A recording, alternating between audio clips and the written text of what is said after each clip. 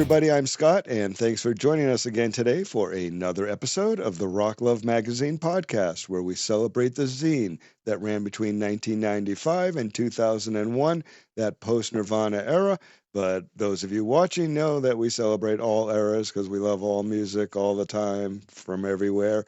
Our magazine is aptly named, and the podcast, after a Todd Rundgren and Utopia song.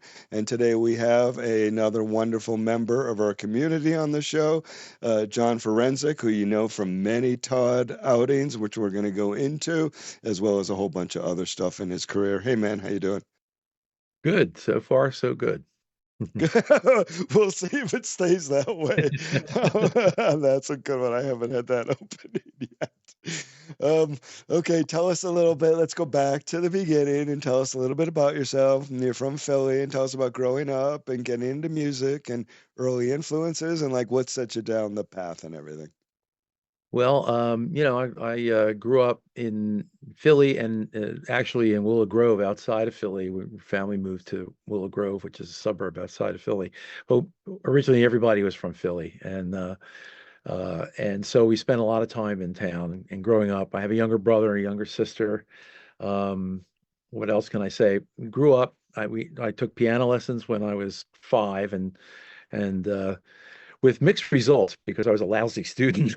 I started out a lousy student. I kind of kept a lousy student throughout because I had the attention span of a mosquito for the most part. But anyway, musically, my family, my parents, they were like a big band era. They liked Glenn Miller, jazzy stuff, but mostly the old stuff, really old stuff, and not very much else. My dad was immigrant from Slovakia. My mom was born here, but she was first generation Polish. So aside from the big band stuff, I mean, we heard a lot of polkas for what that's worth. So what do immigrant parents and who are big band lovers think about Elvis and the Beatles and when they start hearing this stuff? Well, it's kind of interesting because my mom was one that was sort of like really into pop music a little bit more. My dad was an engineer. He was an electrical engineer, and he just, very work oriented. Um, and but my mom was we grew up watching American Bandstand. It used to be broadcast out of West Philly, and so she thought that was great because it was kids that were coming out of school and they were going to this like sock hop essentially on TV. And that's where it got to hear a lot of things like, Dion and the Belmonts or, oh, geez, Elvis. And, give it a 95. It has a beat and I can dance to it kind of stuff. And so that was encouraged. And when I was pretty young, I had older cousin and older cousins that had records by like Richie Valens. So I heard La Bamba. I remember being pretty little and liking that like a lot. I thought, oh, that's really a cool song, and so forth. So we, aside from, you know, records that we had that were for kids, like the Barking Dog Christmas Carol records and the Chipmunks Go Around the World records with David Seville. I had it. That constituted the musical input. So that said, my dad did have a few like classical records. There are two records. He only had two classical records. One was the Grand Canyon Suite, the Cleveland Orchestra, and on the flip side there was El Salon Mexico by Aaron Copland, which I really, even as a kid, I thought that was really cool to listen to. And the other one was Mussorgsky. Well, with Mussorgsky, it was Night on Bald Mountain. So my brother and I remember that we could turn out the lights in the house at night and put on the beginning of it, and it has a really kind of the scary beginning if you know the music, and it'd be like, oh, this is scary, this is great, let's do it again, like kids. So that was kind of like just music in the background as was the influence. And then there was like television, music on television, like all those theme songs from I Love Lucy to The Man from Uncle to, whatever was on television, I'd hear it and I gravitated towards it. And the older that I got, like in grade school, um, I after the piano, at one point I was in Catholic school and they used to have these groups of people come in to sell the students on being in a band. And if your parents would just buy the trombone or the trumpet or the saxophone or rent it, you could be in the high school orchestra when you got out of grade school. So I picked the trumpet, and for a little bit, I played trumpet, like when I was, I guess, in fourth, fifth grade. And so I had a feeling for what it was like to play in an orchestra, in a band setting, in a marching band setting anyway. But it wasn't until high school that I really started to focus in on music and also get into rock and roll, because growing up in Philadelphia, they had FM radio we'd listen to at night, and the WMMR station. During the day, it wasn't all rock all day long. It was like easy listening and whatever. And then at night, there'd be like a night DJ that would play neat stuff. And that was the first time that I heard the Nas, because the local Yeah. his name was Dave Herman. He played it, and I just thought, this is really cool. I got to get this record, and I scrape together money from cutting the lawn or whatever, and go out and buy the album, and then play it. And then I'd bring it into school when the other kids brought records into school back then. And the kids that at this point had gone into public school, and the kids from public school were like much more hip than I was. I was just on my own. But they had, one of them had like the Cream album, and uh, I was into the Beatles, and I had like the early Beatles records because of my older cousin. They were listening to it, and also the Monkees. I thought they were great when they were on They television, were great. and it was, yeah, the great songs, some really good songs. Um, and I brought in my Nas record. Now, yeah, it's not Led Zeppelin. It's not, it's not Cream. You're not that hip.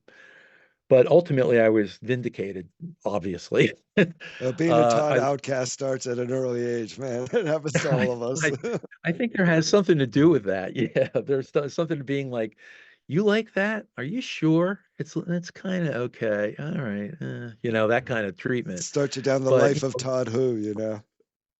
yeah, yeah. And the other part was at that point too, I'll tell you the first concert that I went to that really, there were like local rock bands for, they would have them at the Friends school, where they would have the local bands come in. They were like club bands, and they would play stuff and cover rock tunes and stuff. And it was kind of neat, and it was sort of counterculture for the time, for somebody that was underage.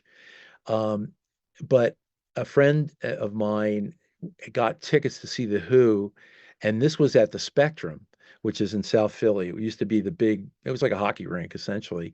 And so they were doing rock concerts. And so I'd seen other bands play, like at the Electric Factory, but I was pretty out of it. But this was one where we're going down. I must have been 14 years old, totally out of my element with my buddy. We go down. The James Gang opened, Uh, uh, and that was really cool because I had never heard them, and they were really amazing. And then the Who came on, and they were just doing Tommy, so it was the live version of Tommy. I think they'd just come from, or they were about to go to Leeds, because the Live at Leeds album, I heard there's one like outtake where I think Roger Daltrey's talking about Philadelphians and how they pronounce the word water, which is water, and I'm guilty of that. So he's talking about water. So I must have seen it right before they recorded the live version of that album. And I was totally blown away because it was jaw dropping. They were really phenomenal. And from that point on, I wanted to do windmills on a guitar. I had a really cheap Fender Duo Sonic that I bought off of a friend and that I would sort of goof around on. So So I kind of where were you progression wise at 14 compared to when you started taking lessons at 5? well, my piano stuff was fairly developed, and I started to get back into it as I got older because I realized they needed piano players. They didn't need guitar players. But because I had piano, I was able to figure out stuff on guitar, and my ear was always pretty good. So I started to get the hang of guitar, and my brother became less interested in it. So I kind of ended up with the fiddling around on his really, it was a horrible guitar with action that was a mile high. And then finally, I got this little electric guitar, and I would fiddle around with that. And but so in the back of my mind, I was always like, guitar I really liked because it has more of an individual voice. You can make it too vibrato and stuff.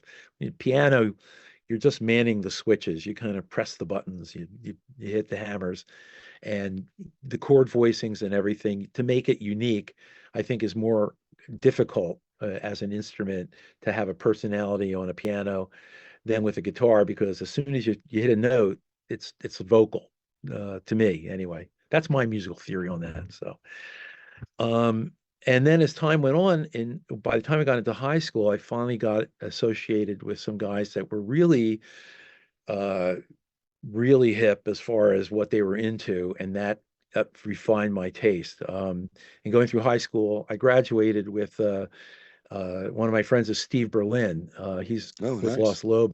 Yep. We went to the same high school, and back then he was, fledgling sax player. The other guys in the band, all still musicians. They all play. Um, but with Steve, it was like he was a big record collector, and then everybody was competing with one another to collect records. We used to go cut school or go downtown to Radio 437, which is long gone, but it was an incredible record store with a huge jazz collection. And because of the influence, and we were such hipsters back then, it was like listening to Miles Davis records and the fusion stuff at the time. That when that came in, that was a big influence. In a Silent Way, and John McLaughlin playing guitar. And for me, the Mahavishnu Orchestra was this big revelation, and it was something that everybody started to aspire to in our little clique. So let me, To play. I'm not a musician. Like I've seen you interviewed with other musicians and whatnot, but for those of us that aren't, that so many musicians say that. So what is it about Mahavishnu that entered everybody's consciousness if you were wanting to be a musician? Well, it was it had an impact when you heard it and saw it perform live because it was in Indian music was influenced the odd meters and things like that, and also the textures. But at the same time, they played with this intensity like a heavy metal band, just about, and with incredible chops. But they all had that connection to the jazz world. So, Jan Hammer was a keyboard player that played a Fender Rhodes, and that was the instrument at a time I always aspired to have one. Ultimately got a hold of one, and when I was in high school with the high school band that I played with, and I was able to like perform live with these guys, and we thought highly of ourselves in this regard. But that was a really good influence. They had the impact of a rock band, and back then they would be bills where they were on like they opened for uh Mark Bull. Do I have it right? Bang a Gong. T-Rex, Mark Bolan. Yep. T-Rex. Yep. Mark Bull.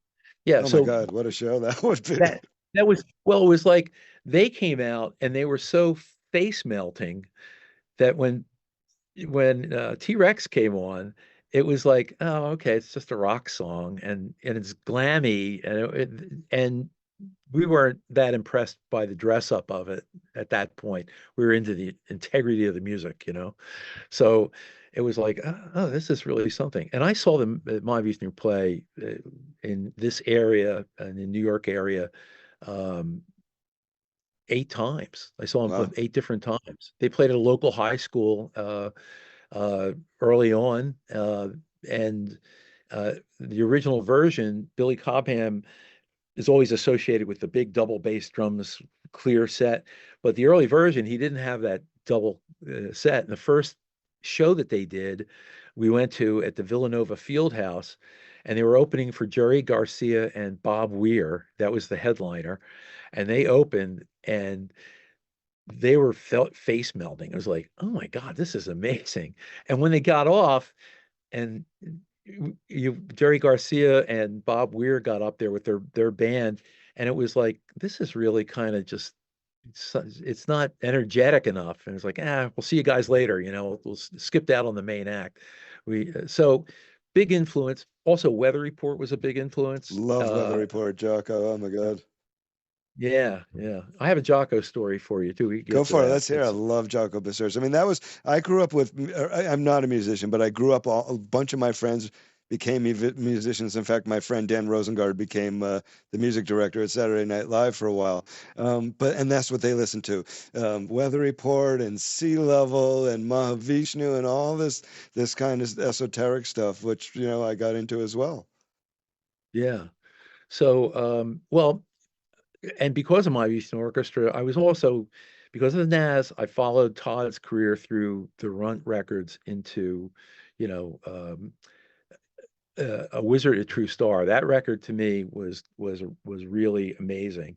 I was also very much into Frank Zappa, and the older I got, and the more I got into playing with this band in high school, and the guys that I worked with then, I got into more into scoring music and understanding how music was put together. A lot of that for me was self-taught. All right, well, hold on a second. You're getting a little ahead. Let's go back. You tell your Jaco story, and then I'll tell you my Zappa story, and you'll tell me more about the Zappa influence stuff. Okay, well, flash forward in time at now I'm playing professionally in a club band. It was called Skyline. We had a number of members in it. Steve Berlin was in it for a while. Robert Martin, who played with Frank Zappa, was in it for a while. And Robert was one of my neighbors. He lived near me, and we went to the same high school, like 8 years apart. He's a little bit older. In any case, the band that we were playing with was playing in clubs, and we had at that point we were like, well, we got to do cover songs, and it was the era of Silk Degrees with Boz Scaggs, and the club band that I played in, we could do Boz Scaggs tunes, and I can do an imitation. I was sang a lot of the Boz Scaggs songs. So, in any event, one of the people Wait, that would hold come on. Let's see us. hear. Let's hear. Oh, hold on. Come on, Hold on. clear your I have to throat. Let's prepare hear. myself. Yeah. Why can't you just get it through your head? There, It's over and great. over. So anyway, yeah, former glory. Not anyway.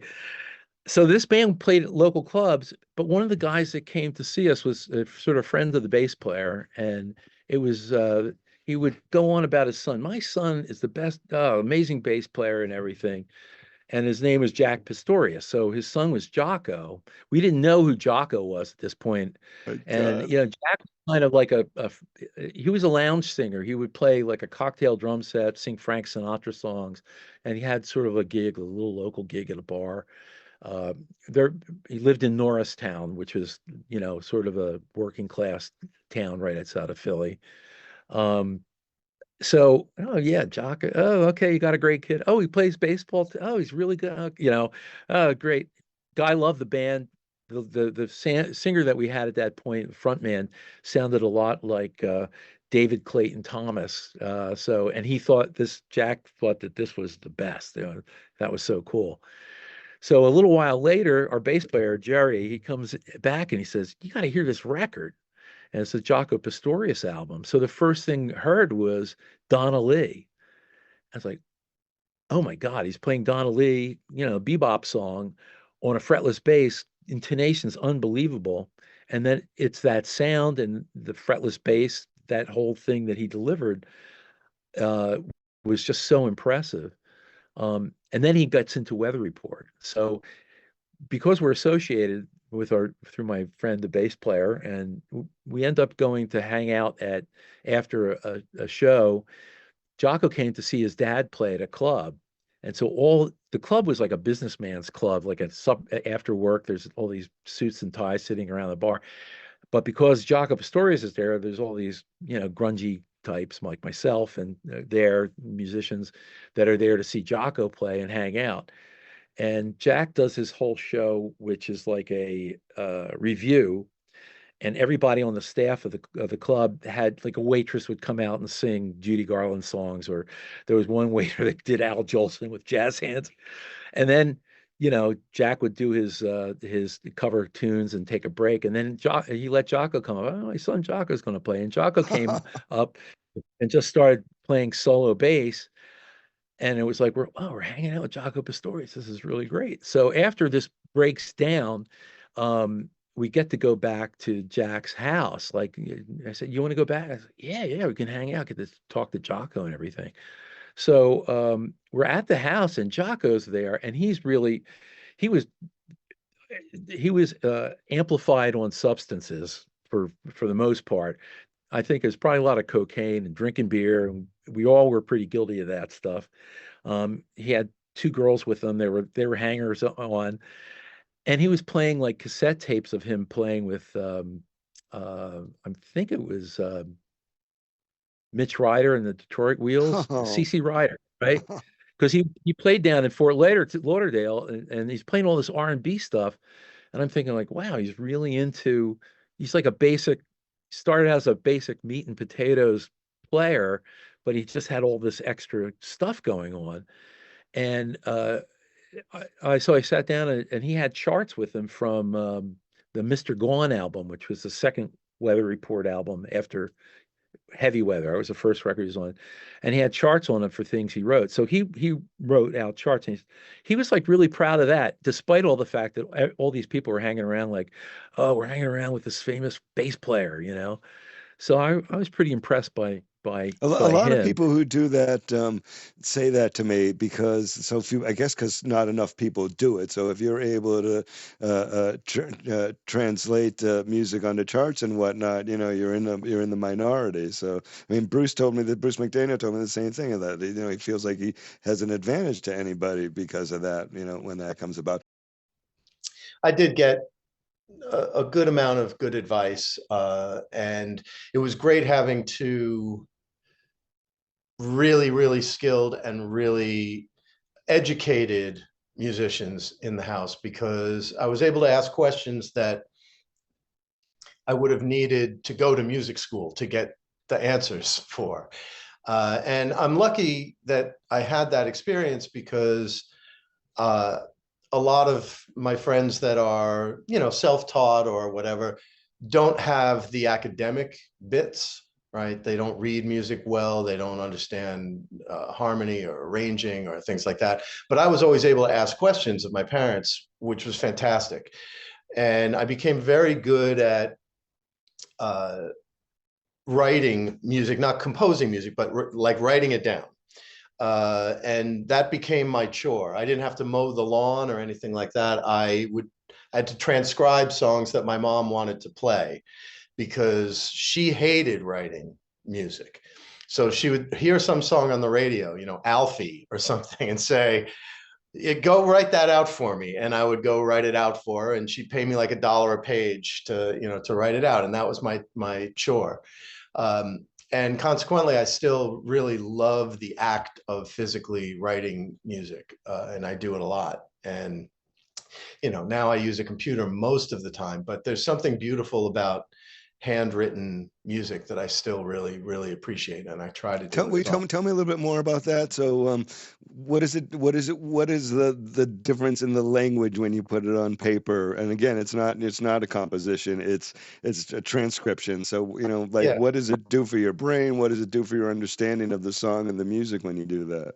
So it really, really trains your ear, more than anything else, because when you've been grinding through the sort of hunt and peck method of figuring out what chord something was, you start to develop your ear, and then you start to develop the ability to just hear it and go, okay, well, that's an E flat major 7, over G and blah, blah, blah. And you just write it down, and you're not sitting at a piano trying to muscle your way through it, which you have to go through that process at some point.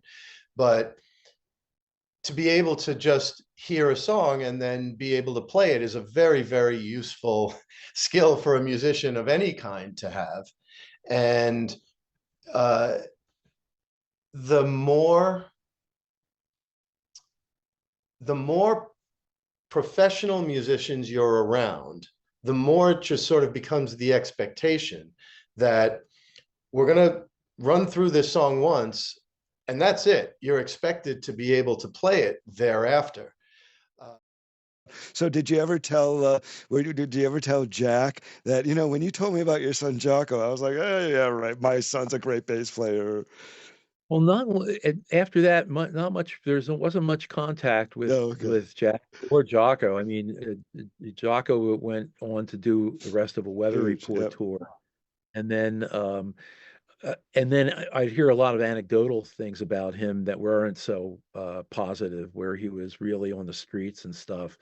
And I mean, his arc was tragic. It just his ending was just absolutely tragic. But he when I talked to him, the first time I talked to him, it was like at this club. I walked up, oh, Jaco, it was really amazing to meet you. And I'm thinking I'm going to meet this sensitive individual. He's like, yeah, I'm the fucking greatest guy. He's like, hey, how you doing? Like that. And I was like, okay, like there's a disconnect between what you might imagine somebody who does something because you hear it and you're reading all this stuff into it. When you finally get to meet the person, it's like, okay, that's a course correction, if anything, That's funny. Yeah, never meet your heroes. Okay, so I want to talk about Zappa and that influence and everything. So here's my 6 degrees of separation story. Okay, good. When I was a teenager, and shortly after I'd gotten into Todd, and I was just a young Todd head and pothead, and my after school job was I was the stock boy at the fur department at Jordan Marsh in Boston. So I would get on the train and go downtown every day. And one of the ladies there, who was a saleswoman by the name of Hazel Consalvi, she had worked there for like 30 or 40 years. She'd worked this was a fur concession company within Jordan Marsh. Like I think they ran Strawbridge and Clothier too in Philly. And I used to come into work, and she was, I was from a broken home and everything, so she'd always pull me aside and, how am I doing? And, if I needed motherly advice or whatnot, she'd give it to me.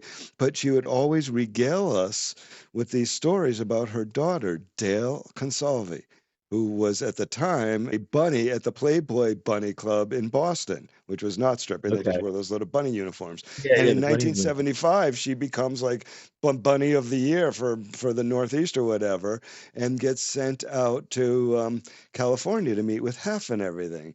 And and again, remember, this woman tells, it's like every day or every couple of days you're getting these updates and whatnot.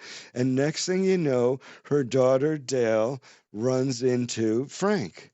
And then the next thing you know, her daughter Dale is Mary on Joe's Garage. And then the next thing you know, Dale and Terry Bozzio are falling in love. And the next thing you know, they get married, and then they form Missing Persons. And so I'm just hearing this constantly, this like I said, these few degrees of separation back to Frank over between the time I'm 16 and 18. And so anyway, that's my long-winded way of saying, tell us about the influence of Zappa.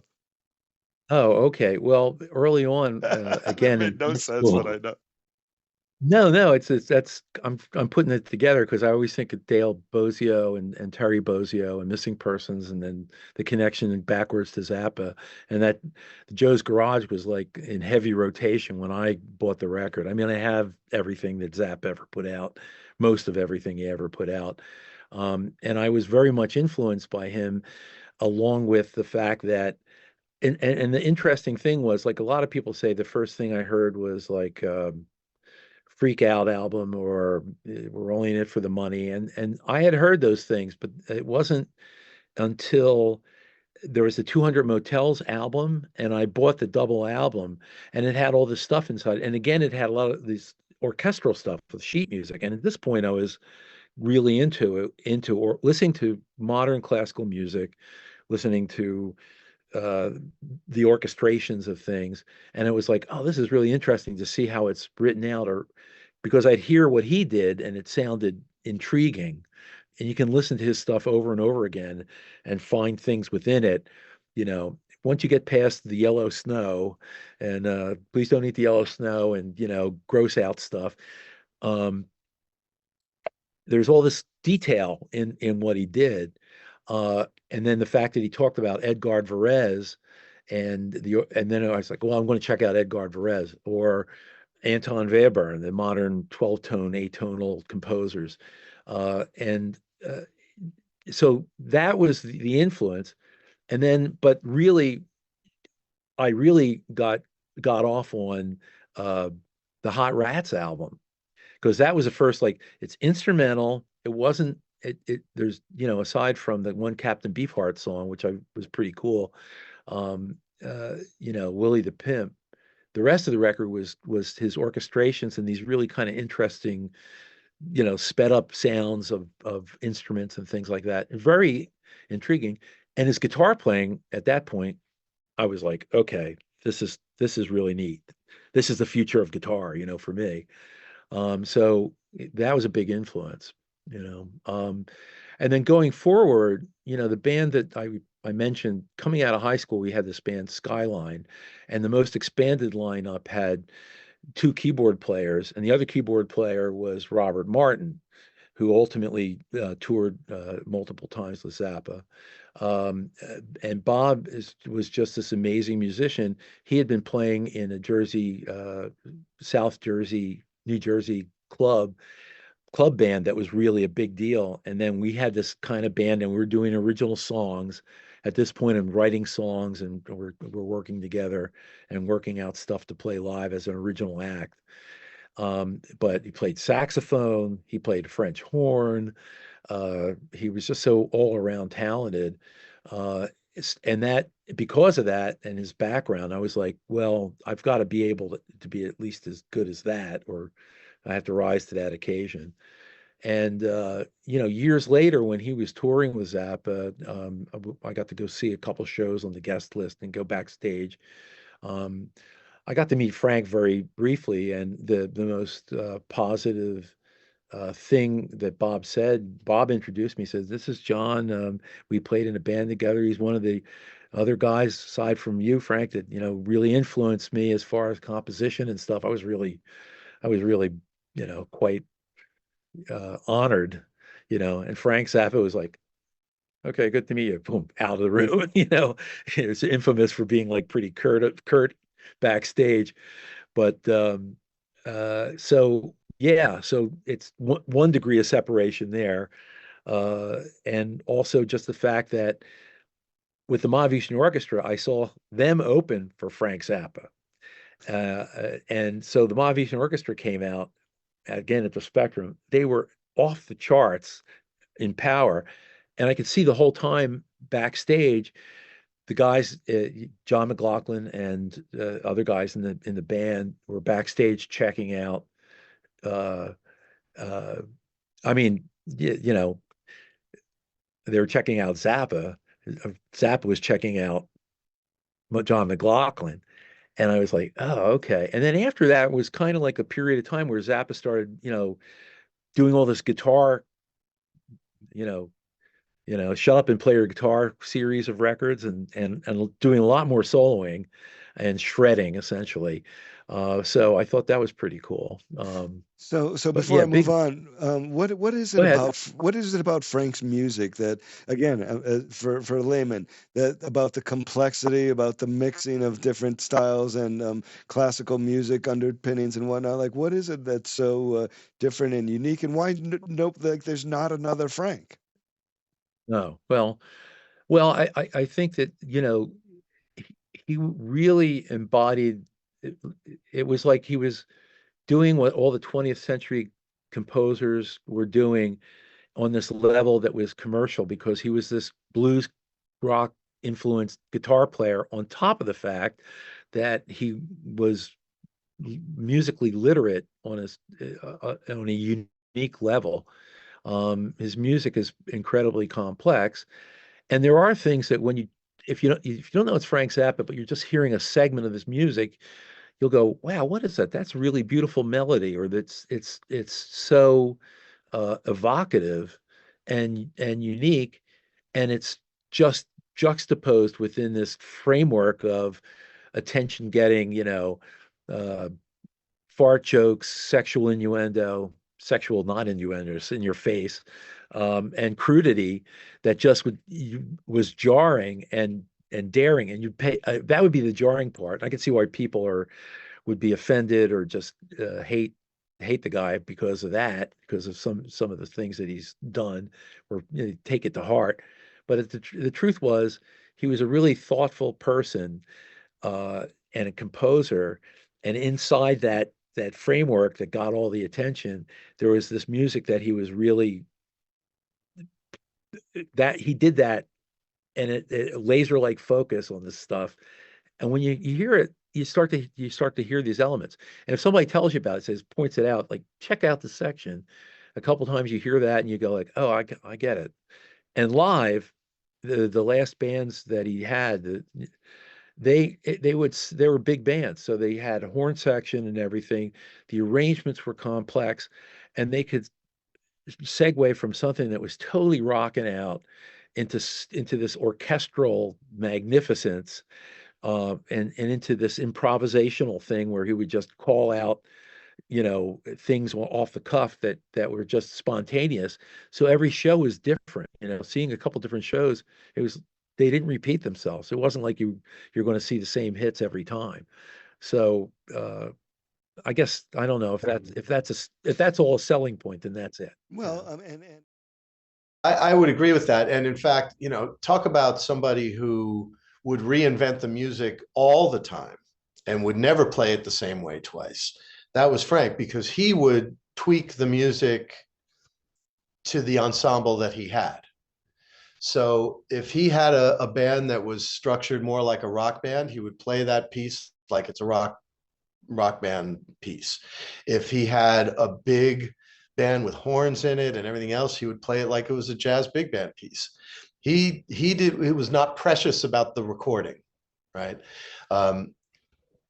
And I think that ultimately is why that material does work in the context of the big band, is because it was structured to be flexible like that. He just made the adjustments necessary at the time of making the record to make it work with whatever band he had that was recording it. But that wasn't necessarily the way he heard it in his head. That was the way he made it for convenience purposes. And the greatest example of that is the last album that he was able to make before the Synclavier album, before Civilization Phase 3, which was The Yellow Shark, which was an orchestra playing all of his orchestral music correctly.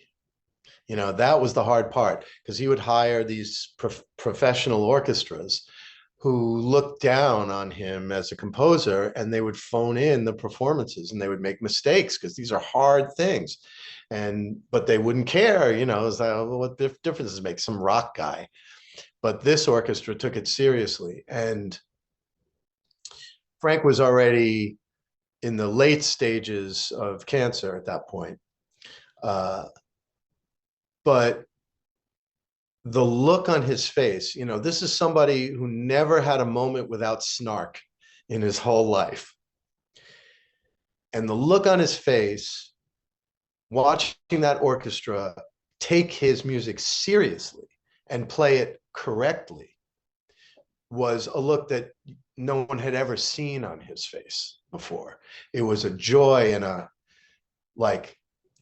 almost a relief of having the prior 30 years of people fighting him at every turn to get to play the music correctly, right? All of a sudden, it just washing over him and him hearing it the way he heard it in his head. And one of the things, as you said, is the quality of the players, which is again, parallels to what everybody loves about Todd, which gets into you in a little bit. But before we start talking about Todd, was there a time when you first, like I hear these stories from everybody, did you have as a young man, a music industry buzzsaw story about getting screwed over by the industry or by a contract or something early on, or any of those, or were you careful? Well, for the most part,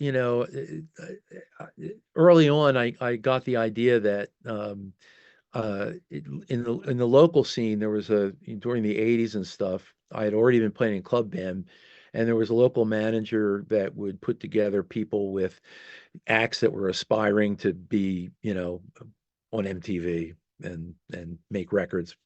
And it was a punk scene, and I got associated with a friend of mine who's a guitar player, and he got me into the band. They needed a keyboard player, obviously.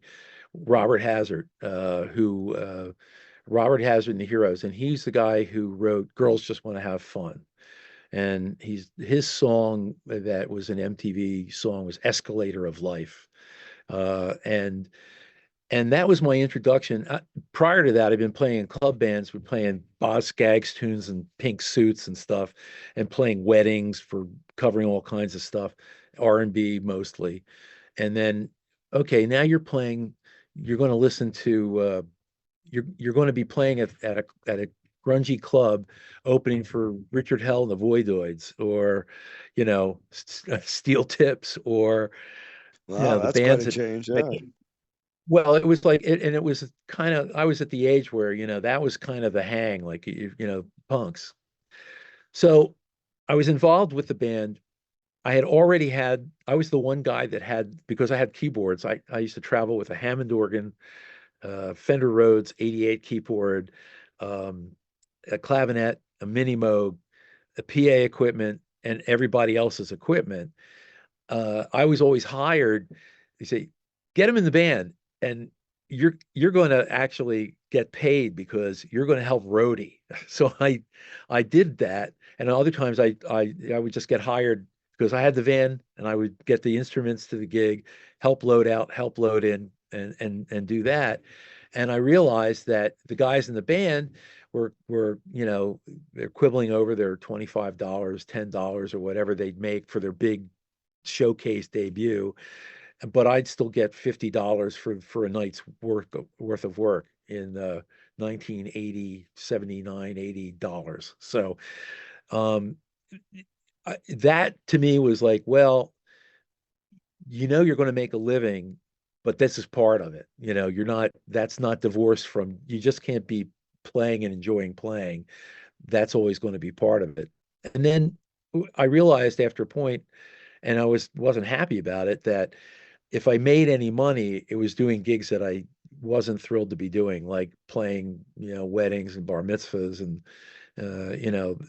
those kinds of demands, playing hokey material that you didn't think was cool, that you couldn't enjoy, or having people talk to you like while you're trying to sing or play and saying, can't you do this? And, I have a brother that's a drummer and he wants to play, and I don't know, it's okay.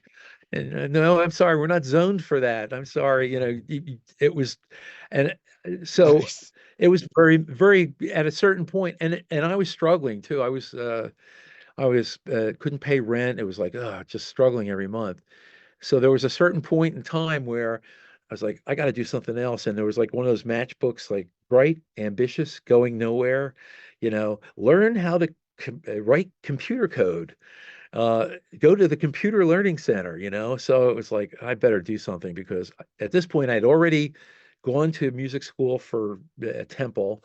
I didn't graduate. I went for a year. I decided I wasn't going to be a music teacher, and then I was playing the whole time. I went back into being a professional, and I said, I'm not going to. The professional musician thing is really tough.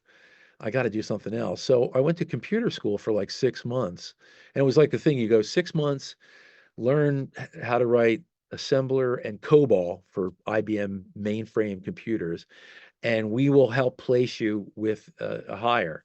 So I, crawled back home to my parents and I asked my dad, I said, look, can you give me another chance? I know college wasn't, you helped with college and help me. He goes, all right, last time. So he helped pay for like the 6 month job placement course. And I aced it. I was really into it.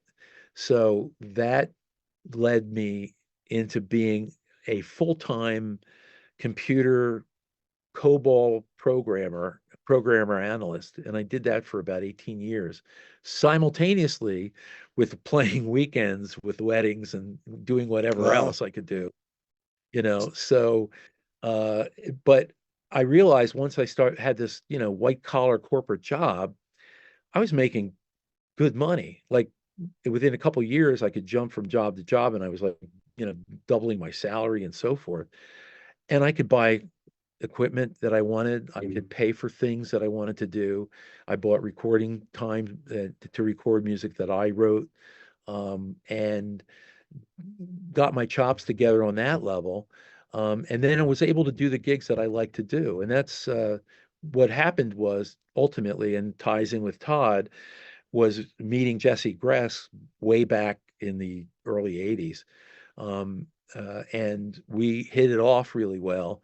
He really liked the music that I was into and the music that I wrote. And He's we from just, Philly too, yes? what's that? He's from Philly too, yes, Jesse? From Bethlehem, outside Yeah, of yeah, Philly. yeah. One of the areas that, again, when I played the clubs, we played Bethlehem and Lancaster, Pennsylvania, and all over PA and Jersey, So how did you guys Uh, meet? well, at that point, I was kind of hanging out and seeing different people play, and he was playing guitar with Ezra Mohawk, if you know who Ezra Mohawk is. And she had this little local band. She's originally from Northeast Philadelphia, and she was living back in Philadelphia. And this was her original band. And I went to see them play, and they said, "You got to see this guitar player. He's like Adrian Belew. He can do everything." And I saw him. And it was like, this is really great, and talked to him a little bit. And then there was an opportunity because the same people that we knew put together these like little kind of fusion jazz bands, and we get these gigs at places that were sympathetic as long as you didn't play way too loud or too long or whatever. But we had our own little following that would follow us to these clubs, and we could stretch out solos and cover funky Miles Davis tunes and things like that. And Jesse played with that lineup, and it was always special when he did it. And from that point on, we're moving that direction. And some of the other guys that were moved through that we had a band called Emergency Broadcast System, which was like a Philly fusion band. And he knew about that. And then the other people that I worked with, there was a bass player, Dave LaRue from Brunswick, and he would come down and play in gigs, and we played on the same gigs with Philly. And Dave at that point was this is, I guess, early 80s, mid 83 or so. He was moving to get a record contract as a bass player. He had recorded a record, his solo record. And I was working full time for Thomas Jefferson University. It's the hospital, big hospital in Philadelphia, in the data processing department, writing code. And every Wednesday night, I would load up my car with my keyboards and my amps and everything and drive up to New Brunswick to play with Dave LaRue. And Dave LaRue's drummer at the time was Van Romain. That's where I met him. And they had another guitar player. And I was included because Dave liked some of my songs, so we'd cover some of my songs, cover some of Dave's songs, cover some fusion classics, prog rock stuff, and Steve Morse songs, So that was that connection there, and he knew about Jesse because we had done gigs with Jesse. And he said, I said, I got to get Jesse with this lineup. So there was one night where it was like, finally, we're going to get Jesse to do a gig instead of the other guitar player with me, Dave, and Van. And I drive up to, after working all day, all week, drive all the way up to New Brunswick, a couple hours away, hour and a half away, load out. It's pouring rain, place I've played every Wednesday night. And I'm getting ready. Jesse's going to be on the gig. I'm the first one there because I have the most shit to move, carrying in a keyboard down a flight of stairs that it had been raining and they got wet. I slipped, the amp flew in the air. It landed on this hand, which does not straighten, just about severed the fingers. Wow. Compound fractures, hand had to be rebuilt. And with Jesse showed up, and like people were standing around and bleeding out, and they're like, well, can you still play? And I got a bar towel for the blood or whatever. And I'm like, Jesse was like, you're going to the hospital, Yeah, I think I got to go to the hospital. And I went to the hospital, and several operations later, and going to a world famous hand clinic in Philadelphia, where the first guy to reattach a hand to a severed So to a person. wait. So slow down a little bit. Okay, so Yeah, tell I'm going fast. So Excited. what about the fear and the panic in this of, oh my God, my hands are my everything? Well, when you have something like that happen, a major health issue, it kind of just resets your clock. And I knew it was really bad. I didn't know exactly how bad it was until I got into what the recovery was going to be like. So fortunately for me, I had a job at Thomas Jefferson University Hospital, and they had a hand clinic there, the Thomas Jefferson Hand Clinic or whatever, that was world famous. And it was right around the corner. So I went back. I had this horrendous injury. I had to go through the night of the operation. It took him about 3 times to reset my hand in the emergency room. And then a day or 2 later, I had to go back in to have my hand pinned back together in the operatory. Yeah, really, Ouch, really yeah. surgical, uh, and then months of rehab. And what would happen was I'd go to work with my crooked hand. I could still program because you can hunt and peck with your hand. And then I'd go over to the clinic and get hand therapy. And then it was determined at a later point, so your fingers aren't straightening out. We're going to have a second operation to kind of open it up and stretch it out, and which was not really successful, but it was another setback. And that entire time I was stuck. I mean, I originally I couldn't tie my shoelaces for like weeks. I'd have to like kind of tuck my shoelaces into my sneakers and that kind of thing. And it was a really long recovery point. But in the meantime, I started to think more about what I wanted to do afterwards. And when I get it back together, we're going to do me, Dave LaRue, Van, and Jesse will put together a band.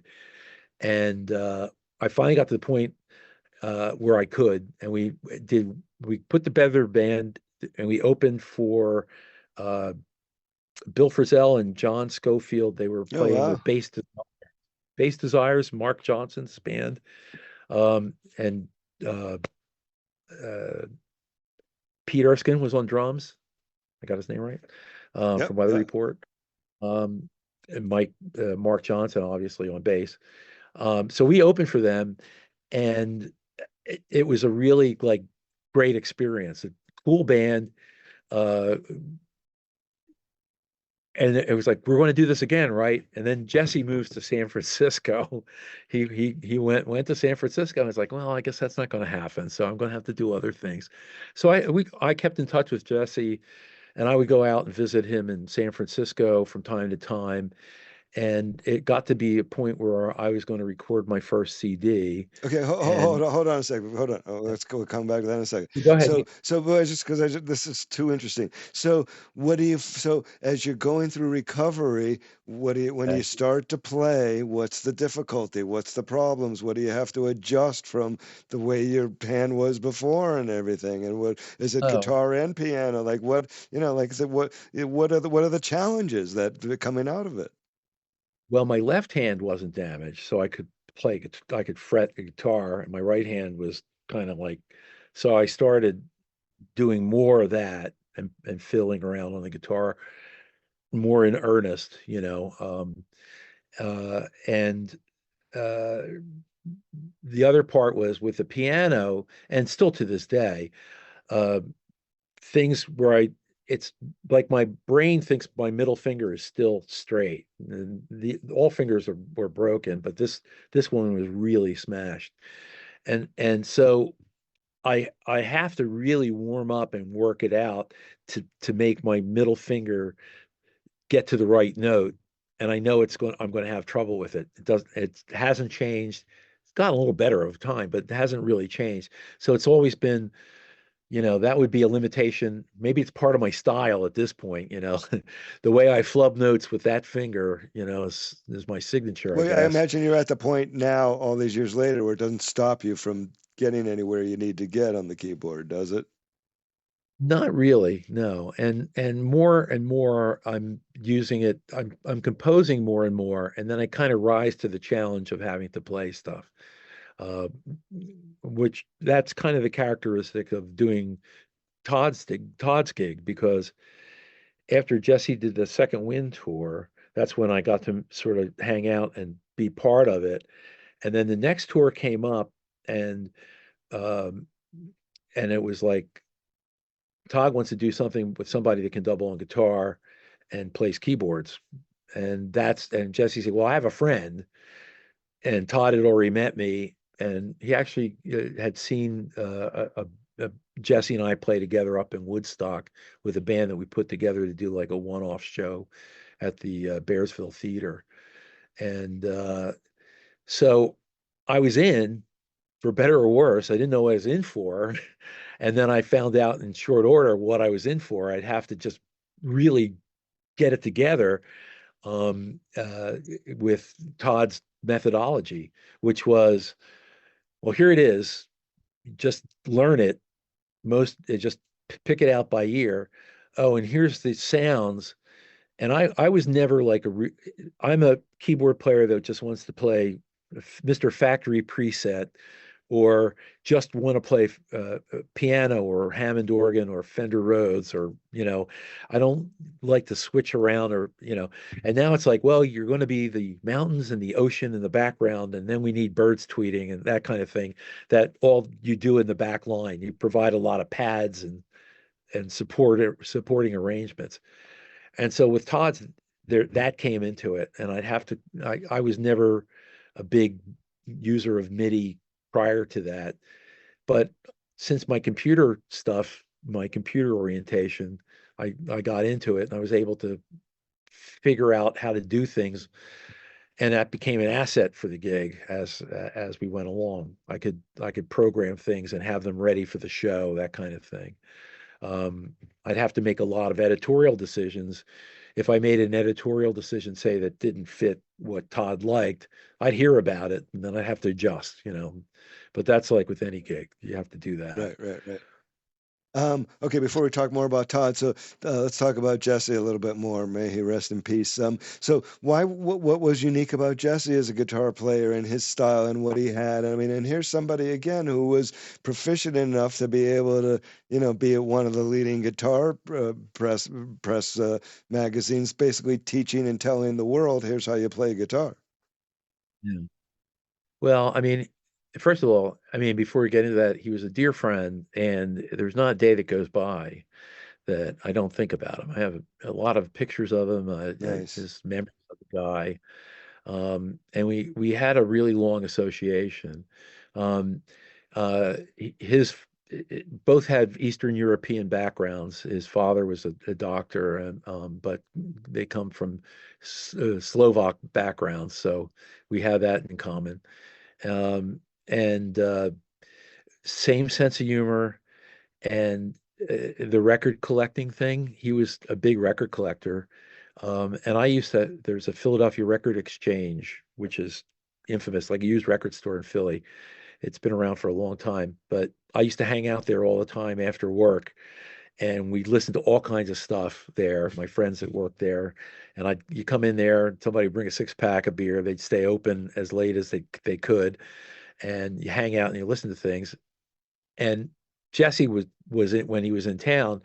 He would come there, and I would find something like I'd found these.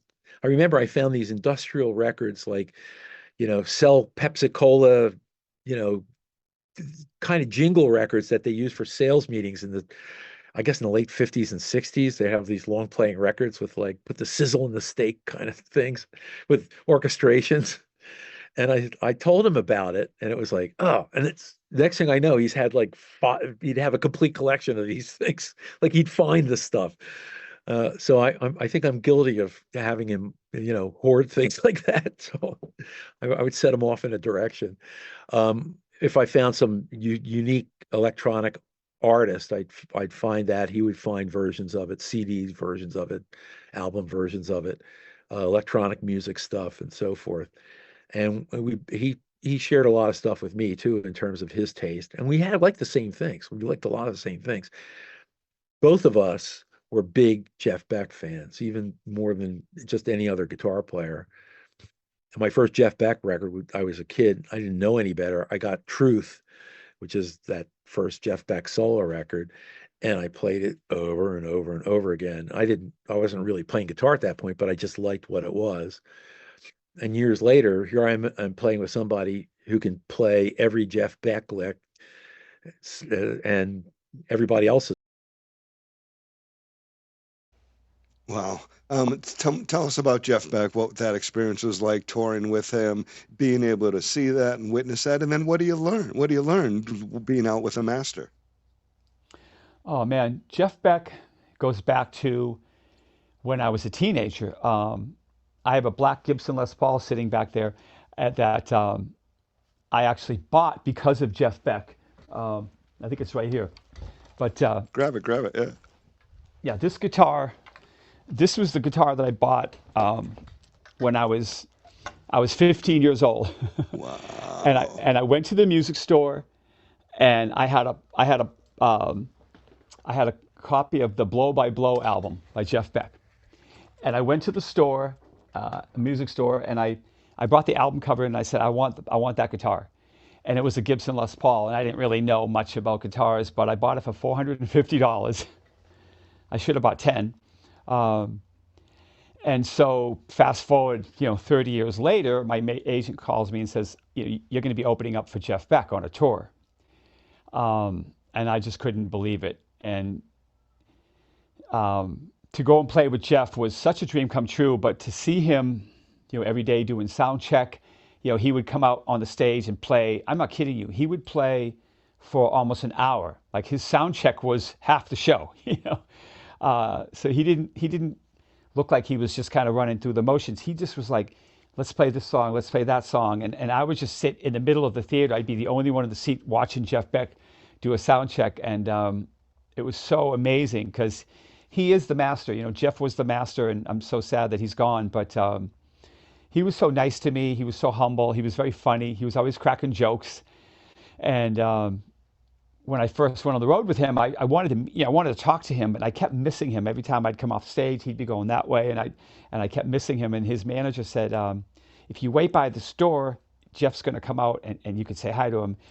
And I don't know if you've ever seen, but Jeff puts like this powder on his hands. He used to put like baby powder or something on his hands, and he always had this powder on his hands. And so when he walked out the door, I said, Jeff, I'm Gary Hoey. I'm the opening act. And he said, oh, glad to have you, man. And his hand was all white, and I didn't even know what to do. I didn't want to shake his hand, but he's like, is your name Hoey, Howie? He's like, how do you pronounce your name?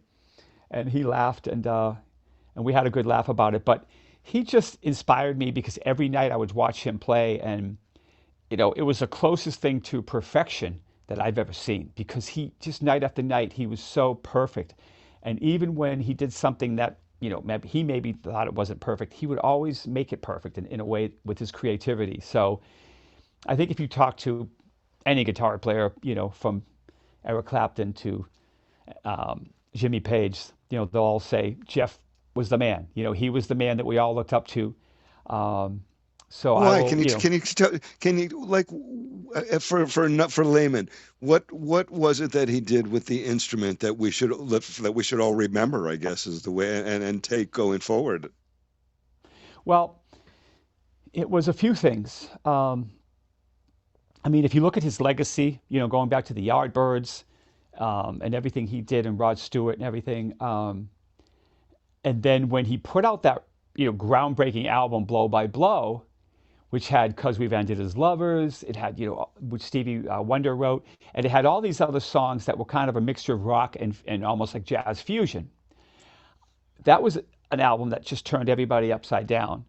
And then the follow-up album was an album called Wired, and Wired was, again, he took it to another level. He opened up the album with Lead Boots, and there was all these songs on that record that were so amazing. And so what Jeff could do that a lot of us cannot do is, number one, he stopped playing with a pick. So he played with just his hands, just his fingers. And his mastery of the whammy bar and the way he would do the vibrato with the notes, and the way he could take a note and move it up to another pitch with harmonics and move within the scales. He did it in a way that was so flawless, and his pitch was so perfect that when you try to recreate what he's done, you realize how great he is. Because a lot of people try to play Jeff Beck, but it's his techniques, and not only his techniques, but the sounds that he would pull out of the instrument were like nothing we've all ever heard before. And no matter where he was, if he was on stage, if he was on a concert, if he was a special guest, if he was playing with Eric Clapton, every time he played, it's like his solos were always just, it would always take you to another level. It would always take you to another place with his creativity. And I was lucky enough to see him play with Stevie Ray Vaughan. I saw the tour in the late 80s where he was what a tour. He was playing with Stevie Ray, and that was a night I will never forget. So yeah, I'll go to my grave trying to figure Jeff Beck out. Wow. And also, he was a transcriber, so he knew that I transcribed everything, and he transcribed, and he could show me stuff note wise, and I could see what it was. We use the same software to do this transcription work at a certain point. So that is a skill that gives you an advantage as a musician over others that don't have the transcription skills. Yes. Yeah, I think. Well, it's a skill. It's an asset. I wouldn't say that it's an advantage compared to somebody that just was really good that doesn't have that skill. And if it depends on how well that asset works for you. In my mind, it's like it's been good for me because it helps me learn things. With Jesse, it was his livelihood. When he moved to San Francisco, he was working for Guitar Player and became their music editor, and and he was very supportive of everything I did, like the music that I did when we first worked together, and then he did the guitar parts on the CDs that I first came out with. He shared that with the Guitar Player staff and with other people there. So he was always a great booster of it. He liked the stuff, and that's, as a musician, if somebody likes what you do, there's nothing more flattering than that. I mean, it's great, so.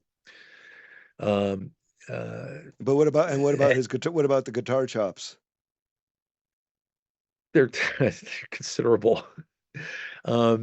Well, for me, it was like a constant guitar lesson, because I would show him something that I was trying to do, or like I remember There's a Zoot Allures tune by Frank Zappa that has this really beautiful guitar voicings. And I figured out this is all by ear. I didn't, all this stuff with YouTube videos wasn't around at this point. So I'd worked out part of it. And then I was trying to work out another part of it. And he would just show me, oh, here's the fingering. And here would be something like a guitar teacher lesson almost. And then I go like, oh, all right. So a lot of those skills that I was able to cop from him, I mean, I owe him for it, really. He was a good teacher and he's a good guy to be around on that level. Yeah, that's it. That was a common thing. We like the same modern classical music, and we should, I pointed him out to this different scores like Stravinsky scores and Edgard Varese scores, and he had an appreciation for the penmanship of it, as I did too. Um, it was a thing that you would do. It's almost as the music part and the audio part. That's one thing, but there's also this artistic part of, you know, you got the inkwell and you got the pen tips and you're doing the stuff on old manuscript paper. And I did all that for a long time, from music school into the early parts. I mean, now everything's on a computer. It's kind of automatic and it makes you lazy. But I mean, I still write stuff out in pencil and then, ink it up and then maybe put it on to a PDF afterwards with a computer program. But Well, that's fascinating yeah, stuff. so Okay, so what do yeah. you so you get in with Todd, and what do you start seeing there? And about the professionalism and the level of excellence, Todd and Jesse and Prairie and Chasm, and so tell us a little bit about just the initial thoughts as you get into this. Well, initially I was, I traveled professionally for computer work before, to go to job sites and military bases, some of the support work that was being done. But that was one type of travel. So I knew about airports and things and hotels. But this was like, there was that aspect plus the tour bus, which is a learning experience if you never did it before. You don't want to sit head forward. You got to sit the other way. Otherwise you'll break your neck if the guy slams on the brakes. Um, and just the vibe of having, That's what happened to Elliot on the new Cars tour. And they slammed on the brakes, and he went flying yeah, forward and broke his well, collarbone. Yeah. yeah, if you're walking around or taking a leak or something and something happens, I mean, serious shit can happen. I heard about that. I think, and there are times you're up or something happens, it's like, oh, geez, and then there's the point where you'd be on the bus and you'd be it might be a 6 to 8 hour drive overnight after a gig, and the bus has a mechanical failure, and you're stuck somewhere, and then you have to live with that, But like with everything, you just want to arrive alive, and and that's got to be every musician's worst nightmare. In fact, you ever hear of the band Four Squirrels? So in 1995, this band, they have a song called Mighty KC, which was a hit in 1995. They performed at CMJ in New York. We saw them the next day on the way home back to Florida. A tire blew out on the van, and the van flipped over 3 times, and 3 of the 5 guys died. So, I mean, that's like every musician's worst nightmare. I mean, that kind of shit happened traveling. So, anyways, I'm sorry we digressed. So, all right. So back to Todd. So one of the things I like to ask everybody, and Bruce started to kind of teach me about this when I spoke to him, is he said, Todd has this musical toolbox that you've kind of got to learn to fit within and play within. So what does that mean for a layman? Yeah, Todd has a unique vocabulary. He's not a schooled musician. He's found the core elements that make up his language of songwriting. And the vast majority of his work sticks to this toolkit that he has of that was basically in my view of things, forged by, and I don't say this word disparagingly, I say it, in fact, with admiration, forged by his limitations, right? That he knew how to put his hand in this position on the keyboard and move it around and make sounds that he liked.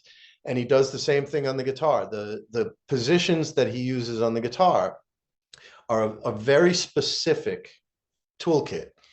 And it takes musicians a long time to figure out what he's doing, because he's not doing things in a traditional way. He's doing things in his language. And Cliché is a wonderful example of that language. It's dressed up a lot more than a lot of his songs. Like it's hidden by the beauty of the song a lot more.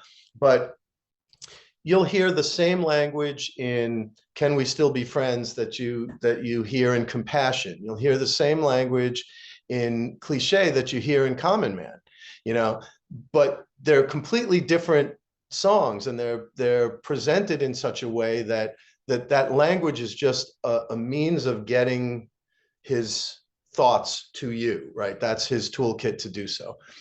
So, well, I think I can explain it. And since we talked about Zappa, they're both composers. To me, Zappa was always a note about the notes, and note to note, note to note, and then juxtaposition of a song within it, or it was all about composition on a kind of granular level. And with Todd, I mean, this is my judgment, is like he comes with these fully formed musical styles. Like prior to this, I suspected, but I didn't really realize how much he was into Gilbert and Sullivan, and that's that kind of presentation and lyricism and musicality. And then the certain way that he puts together his songs with the way he voices chords and everything, I could hear, okay, this has a Jimmy Webb kind of chord in it, a piano close voicing chord. So he comes, if he's going to do something, he gets the style of it, and he's got the style is like it's ingrained already, and it comes kind of fully formed. So you see that's like a gift. I mean, I wish I had that gift. I try to write songs, and I write in different genres, and I write my versions of pop songs and power pop songs. But the fact that he can just sort of flip a switch, to me, it's like, yeah, he just knocked out like this song, and it's fully formed, and it has a style built in all the way, and it still has a stamp on it, but it's him. That's something to be. It's really something to be around. That's quite thrilling. I mean, and it is like I would say it can be exasperating if like for me, I wouldn't get the style right away, and I'd be struggling to cop something, and I'd have to sort of step back and figure out, all right, what can I do to fit in, essentially? What can I do to fit in with it? So that's how it went. But then you've got somebody like Chasm there to help you, who's been with him for 50 years now and pretty much knows what he wants and how he wants, right? Yeah. Well, my first tour I did with Larry Tagg. That was the Individualist Oh, tour. wow, right. And actually because it was like I was the new guy, and I guess Larry, it was like, well, we only have enough for one room. So Larry and I would have to like share a hotel room, which, I was younger then. That wasn't such a big deal. Now I'd like, no, I'm not going to do that. I need my privacy. You don't want to be around me, Well, not so much I don't want to be around you, but I'd be embarrassed for you to be around me, So but anyway, yeah, but with Chasm, it was like he's just such a solid bass player and vocalist that whatever needed to be done, if he had a vocal part, especially with the vocal parts, we kind of would figure out what to do around him. Well, here's another thing with Todd, and my first experience was Jesse warned me about it. He says, you're going to go to rehearsals, and there's not going to be like he's not going to crack the whip, but you have to have it right. And then like the last couple days of rehearsals, he's going to go, all right, here's your vocal parts. Da, da, da, da, da. And back then everybody had like Walkmans, cassette players. And you go to the last couple of rehearsals with the Walkman and you record the song and you go, great, okay, see you guys, and go back and panic in your hotel room and then try to get a keyboard set up or play with an instrument and try to sing the part that you had to sing and hope by the time the first show came around, you had it right, which was rarely the case in my for many of us, and really it was tough for me. I wasn't that much of a vocalist coming into it. I sang or played. I didn't sing and play a lot.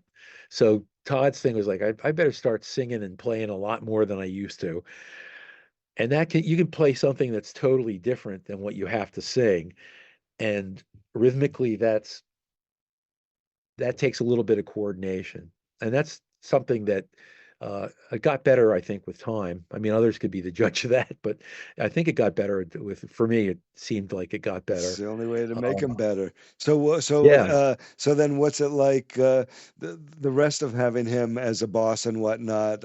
Everybody says Todd's very in the moment and lives in the moment, so he's not dwelling on the past or the future, but it's really about the here and now. And so then, is that new and different for you to adjust to in a band? And just again, what are the challenges that you find coming into this thing? And a lot of these guys had been together in various groupings for quite some time too. So Well, yeah, Todd in the moment, I think is pretty apt. And there'd be times when you'd get really comfortable with doing a show on a tour, and then he'd say, well, the next show that we're going to do, I remember we went to Ronnie Scott's, and he says, and we were doing sort of like the greatest hits kind of easy, tour, an evening with Todd Rundgren tour.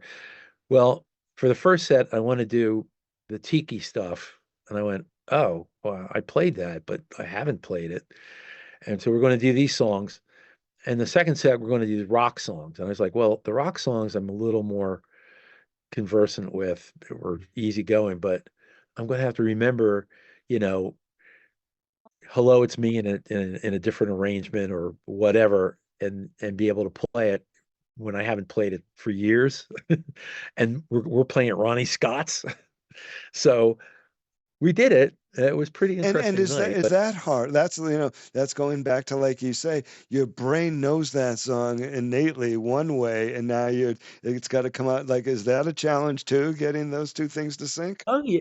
Oh, definitely. It's like, oh geez, what did I used to play? I used to play that. That was amazing. I don't know it now. I better know it again, You stumble across things that you thought you had that you need to get again, for lack of a better way to say it. Um, uh, yeah, there's that pretty much sums it up. And the fact that he would go like, and it would, in my mind, it was like, oh man, why are you going to screw with it? The show is like a well-oiled machine, but at the same time, you do it and you realize, oh, it kind of fits the mood of the thing, and it works, and it's kind of what his fans expect, or they will tolerate it. They'll go like, he wanted to do this. Okay, I'm going along with it, which is fantastic, as opposed to throwing tomatoes or something. And it ended up being like really kind of a fun, enjoyable show. And we did that, and we never did that again for the rest of those tours, the rest of the tours I was in. What So, was the recording of that of With a Twist like? I mean, you're helping him reimagine his catalog. I mean, that's a pretty cool thing in and of itself. Plus, it's a whole different style. well, the lifestyle was pretty fun because it's like, oh, you're going to go to Hawaii. It's like, oh, I've never been there. And you're going to go to Kauai, and it's the one that's all the way at the end, and it's beautiful and all that. Okay, so wow. And then the place that they had was a house that had been was used to be Kareem Abdul-Jabbar's house. Oh, wow. So it was built on like a two-story roundish affair. I don't know if it's there anymore, whatever. But I remember that everything was You need built a to step Kareem stool to get on Abdul. the toilet, Yeah, right? yeah, exactly. Yeah, step stool to get up to the sinks. The sinks were like here. Um, and And we got there, and it was like, well, where's the drum set? Well, just get somebody on the island, a drum set. Just everything was cobbled together. And he had like one big Mackie mixer, not to get too off into gear land. I'm totally into gear, but one of the, Mackie mixers and ADATs, I think it was done to ADAT, if I remember, which are the VHS tape recorders, 8 tracks that sync together. Yeah. And in the one kind of the den downstairs where there was a fireplace, there's like a stairwell that came down. So Todd sort of hang a blanket and sat underneath the stairs with the microphone and did the vocals. And then every night, I think Jesse would work out an arrangement that was a bossa nova arrangement. Todd played a couple versions of songs that he said, here's a song like, with an organ feel for, I forget which one. And it's like, oh, okay, note that. And we're going to do a song that uses that type of arrangement. And then there was a keyboard. Now, I just flew out there. I didn't fly out with a particular keyboard. I wasn't asked to. And it was like, well, we need a keyboard. And they had like one 61 key synth with like a broken key on the bottom of it. And it just could play a couple sounds off a module. And I went, oh man, I hope this is going to be okay. I mean, so to his credit, I mean, we'd play it, we'd run it down a couple times, cut it. That was it. There was like maybe 1 or 2 takes per tune. And it was like very much quick, get it done, next. And what little I was able to do with that keyboard is there on the album. But when I left, I thought, oh man, this record's going to suck. It's like I didn't get a chance to do. No, but he'll go back and he'll flesh out the arrangements. He won't tell anybody. He just sort of he came back and was like, holy cow, that's really amazing. I could pretend I did it, but I'm not going to. What little I contributed, is there. I kind of wish I had more opportunities to record. The only things that I have other than that are the things where there's DVDs of live performance and Blu-rays of the live performances of the Liars, which was a big deal. And the last 2 tours that I did with him were in 2015 and 2016 was an evening with Todd Rundgren. And the last tours. But tell me about the Liars tour. But before you go on to them, I mean, that was crazy. You guys all came out as your little religious figures. I forget who you were, and oh God, it just seemed like it was made to like, even though we're like all grown ups by then, it's like pissing off our parents yet again. Still, here we are. Well, I don't know about pissing off my parents, any Christians, because I feel like I drew the short straw. I got to be like a member of the Taliban, is imam and that was part of the problem too. It's like imam and coming up with a costume. I'm like the last person you want to ask to dress themselves, so what do I wear? I don't have a turban. I have a funny fez hat. Maybe I can find something that's a robe. And I bought like a black shiny robe that I could put over myself, dress in quickly. And then the second half was we're going to wear these suits, and these suits are like Sunday go to meeting, Easter uptown Harlem dressed to the 9 suits. And I knew that there was one place in Philly that was called it was like the shirt corner, the suit corner. And they had these great suits. I wish I still had mine. But again, it was like this is the look. You're going to do this for the second set. And that was kind of easy to fall into. But the religious one, it's like my costume kind of evolved. There's pictures of me with one thing wearing. Oh, that's funny. And then there's one with me, the black turban, and then finally Rachel Culp, who did a lot of costume work for Todd, and she came up with a turban. I think it was her that came up with an actual. So she just like picking shit up along the way in every city as you go and expanding upon it, or what? Yeah, it was like that, and I'll tell you the rehearsals for that were really like I couldn't believe how rough they were, because when we went to rehearsals, by the time we were at rehearsals, most of it revolved around the set, like those cages. Those And rectangles you were in with the light all around you, which was beautiful from the audience. yeah, and Todd had the idea of using LED lights instead of, usually, in those days you'd have these cans with these Klieg lights or whatever they are, and you'd just be baked, by them. They throw off a lot of heat, and during the summer it would be like, oh my God, sweating to the oldies. But the lights were a lot more tolerable from the standpoint that you didn't sweat to death under them. They were extremely bright. So I remember there was times when the blue lights would come on. I just have to close my eyes and like kind of wink at the keyboard, because it was like getting blinded by ultraviolet light. Um, I'm not sure. Maybe I got a tan. Who knows? But anyway, so a lot of the production at the rehearsal revolved around that. And when we got to rehearsal, Todd also, he did the album. He likes to use a software thing called Reason, if you're familiar with it. And the sounds are very particular to it. And it's like software, but it's like having a bunch of synth racks with very specific kind of sounds. So leading up to the album, I didn't have that, but I had my keyboard, um, uh, which I can even show you because it's set up here right next Please. to me. This is a studio. These are Okay, like there we go. two of the keyboards that I used on the road. Kurzweil's. So I went through and I programmed. I listened to Liar's tunes. I said, well, this song has this in it, and it splits about here, and so I have something to play on that sounds like the Liar's album, whatever I'd have to come up with. Same thing for the top keyboard. It's like, well, there's sax solos and there's strings and there's harpsichord parts and there's this, that, and the other thing that it has to be, you have to come up with, uh, which I did. So thank God. Because when we got to rehearsal, the idea was to use these laptops. Back then, they were tablet laptops, compact that would flip Yep. over.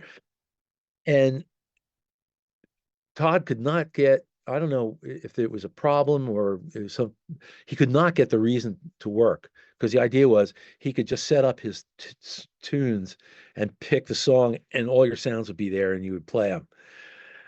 So we go through the rehearsals and we're just learning it. And then Todd's like, he walks out. It's like, shit. And then Chasm says, all right, now what are we going to do?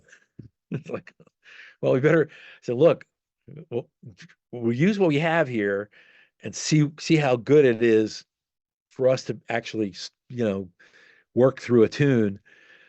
And Jesse had to play keyboards, and Kaz, I think, had a keyboard and designed these things that would fold down and they play little MIDI parts and different keyboards and stuff. So it came together. But the first couple shows, I was, we played the first show at some casino somewhere, I think, and I don't remember exactly where, but I do remember I was just about ready to cry because I came off and like Todd was, and it was terrible. I mean, we just weren't ready. And and it was like I just felt like, why am I doing this? Hell, why? That was like one of those moments. I said, well, there are worse things. You could break your hand, you could get really sick, all right, let's see what happens. Worst comes to worst. I get fired. So all that angst is in you, and so finally, little by little, it got together, and everybody was comfortable with it. But starting out, man, rough. That was rough. The first couple shows, um, you know, I hope the fans understood or were tolerant of it, but I have to You wonder. know what? Can I tell you something? I've had many people say this kind of thing to me, and just like with a play or something, you guys know what you fucked up. It goes right over our head. We probably maybe a musician in the audience gets it, but the rest of us, it just was the show, and the show was fine, and you know what I mean. You Yeah, missed your line or whatever, but the audience doesn't. yeah, it goes a long way towards giving you perspective, and also too, people listen to a record and then they see something live, and a lot of times you can't really duplicate everything about the record that makes that record so special, especially with Especially pop somebody recording. like Todd, right? Who's Yeah, overtracking and overtracking and overtracking. And how do you do that? Right. that's a unique listening to audio in a setting like, listening to an album. It's a unique experience. Live is another thing. So a lot of things that happen live that are kind of loose or don't work, yeah, the audience does miss it. And there's things that happen live that are really cool, that are like, man, I wish they had this on the record, that kind of thing. But, as a player, the thing that was nice about Todd is, as everything got more comfortable, especially in that tour, he let it stretch out. And then he knew that I could do like a kind of a over the top piano solo and things like Fascist Christ from previous tour. And then we did this really long jazzy thing that kind of filled a big gap in the middle, which everybody got a chance to shine, keyboard solo, guitar solos, bass solos, drum solos, and it swung. And it was a lot of fun. And I loved doing it because I got to really show off my McCoy Tyner chops and stretch out and play in front of people and play in front of a huge crowd. Never had a chance to do that before with a big audience. So Okay, while you're on that topic, that's the perfect bridge and transition right there. Tell me a little bit about, as you've gotten to know us all, the uniqueness of this Todd community and these people and this group of fans and this back and forth connection with the artist that is very unusual compared to many other artists. And there's just a closeness here in this community that, I've got a lot of artists, a lot of musicians I'm fans of. I have nothing like this anywhere else in my musical life. well, I think that the fans they've been really super sweet, super supportive. There's people that come to, again, you'd see the same crowd. There'd be a group of people that would go to all these shows. They'd plan their vacations and stuff all around coming to shows. That was the hardcore Todd fans. And then there were the new people that came in or came along with him or whatever that you get to meet afterwards, and they tell you that I never heard about this. And then, for my benefit, the people that heard about it and then liked what I did, and they said, I really like the album you did with Jesse and, Wild Man of Borneo, which is the first thing that I recorded with him, and some of the other stuff that he played on.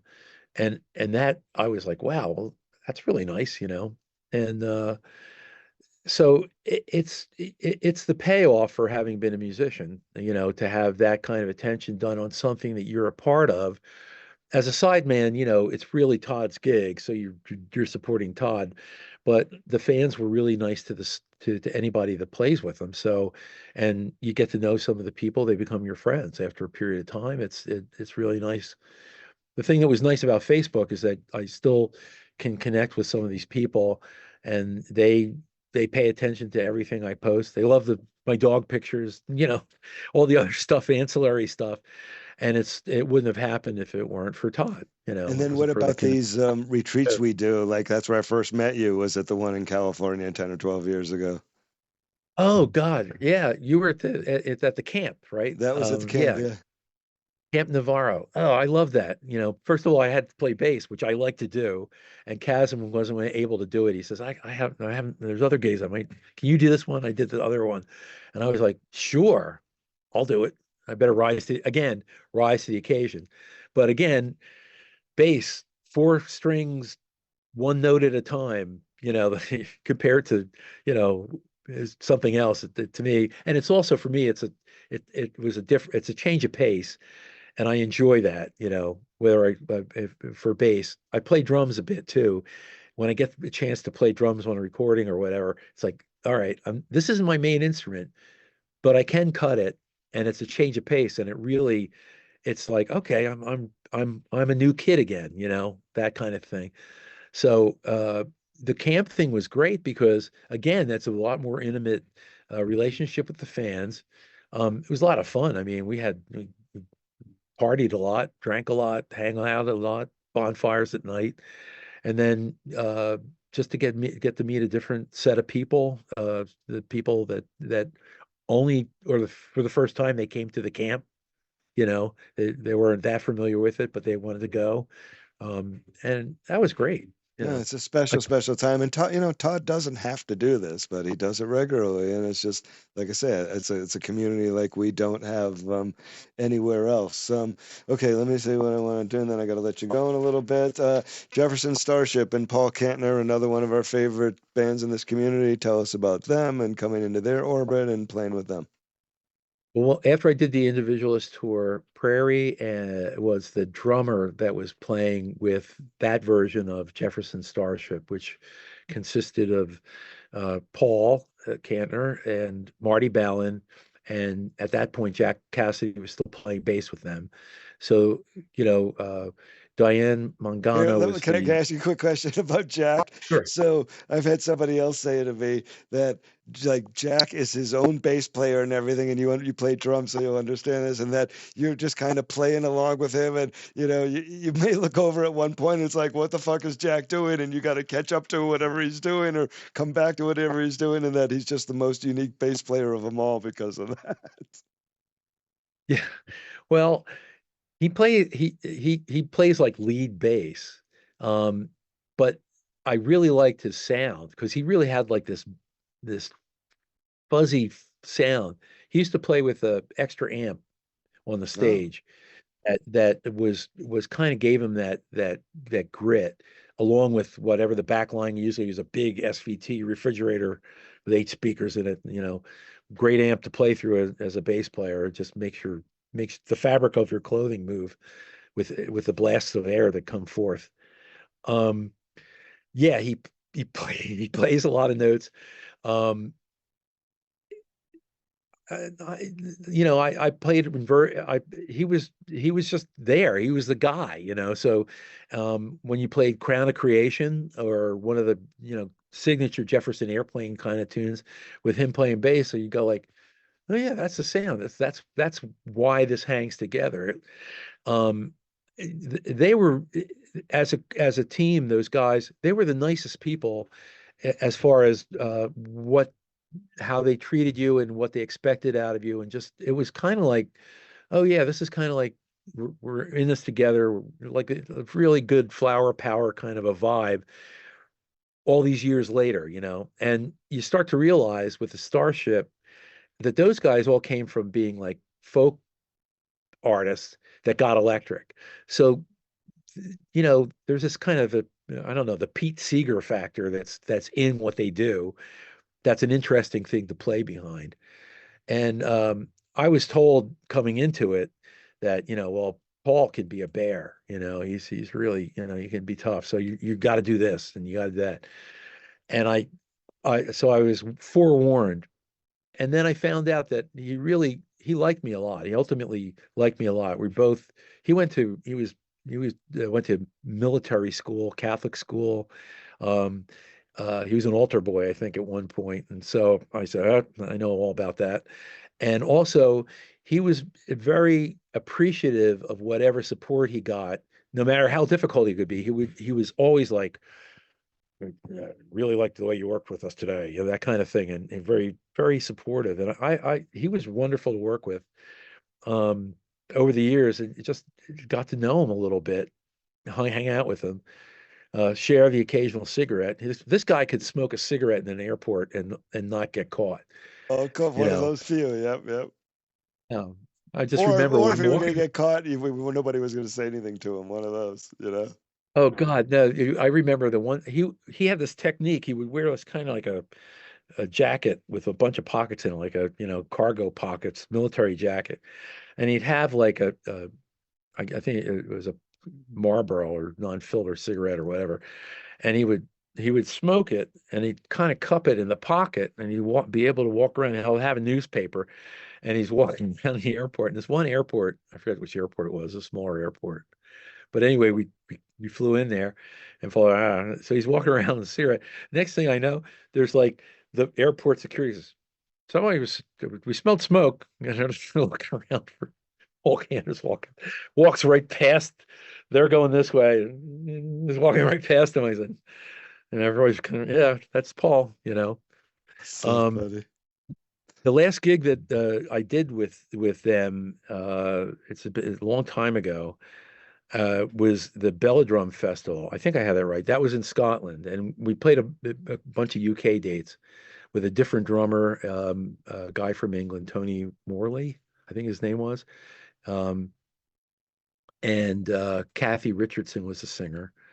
Um, uh, Me and Chris, and I played guitar on that tour. That's right. So anyway, I with them I played keyboards. I played bass. David Freiberg was in the band, and sometimes they would do Quicksilver Messenger Service bundled together, and I could play Always, yep. bass with the keyboards with it, you know, and guitar. And the last tour, the guitar player that toured with his name is Slick Aguilar. He toured with Jefferson Starship for many years. He was not able to go to Europe. He didn't want to go to Europe. He said, "Do you want to play guitar?" And I said, "Okay, I'll learn the songs, you know." So I was thrilled to play guitar. But the last show that I did, we played the Bell Drum Festival, big crowd, you know, outdoor festival. Um, it got done, and I knew we were going to all separate and go our different ways, and talk to Paul. And he knew that I was going to go to do pick up a Todd tour after that show. So this is around 2008 or so, 2007, 2008. And so he said, "Well, listen, you know, it's really wonderful having you aboard. I really appreciate your support and everything. And when you see Todd, tell him how much you know, say hello for me. Tell him, send my love." It was like one of those little send-offs. I mean, he was that kind of guy, you know, gruff on the outside. After a while, just like a teddy bear, you know, really sweet guy. So And what again, somebody miss. I was just saying, what about comparing that music to Todd's and learning that and complexities and, you know, what the differences and the challenges to pull it off? Well, that was more of a jam band situation. I mean, I would do my homework in that, you know, if it was a uh, Starship tune that had Craig Chiraco licks in it, I do my best to cop that. If it was Airplane with Yorma's stuff, uh, I I'd try to get that. Even the flubs, like they do a song Eskimo Blue Day, and the first guitar chord that rings out is like, what the hell is that chord? I was listen to it, and it's like I think it's like if you moved it up a half step, it would be right in the key of it, but it's off. But that's what makes it cool. It's like, all right, I'm going to get that chord because that's one thing. So those kinds of things, but it wasn't the heavy like. Um, for one thing, I didn't have to sing a lot. I just had to play guitar, and I could stretch out when there was a chance to jam. And there were songs that I really loved from the album Volunteers, like Good Shepherd, Oh, which beautiful. is I love that song, and I loved playing it. It was so much fun. Um, uh, it was a looser kind of a situation. The material was easier. Um, but that said, you still had to pull it off with conviction. I I was lucky to get to do it. It was like, okay, here's another gig, and it's totally in a different environment, um, different road management philosophy, a lot more.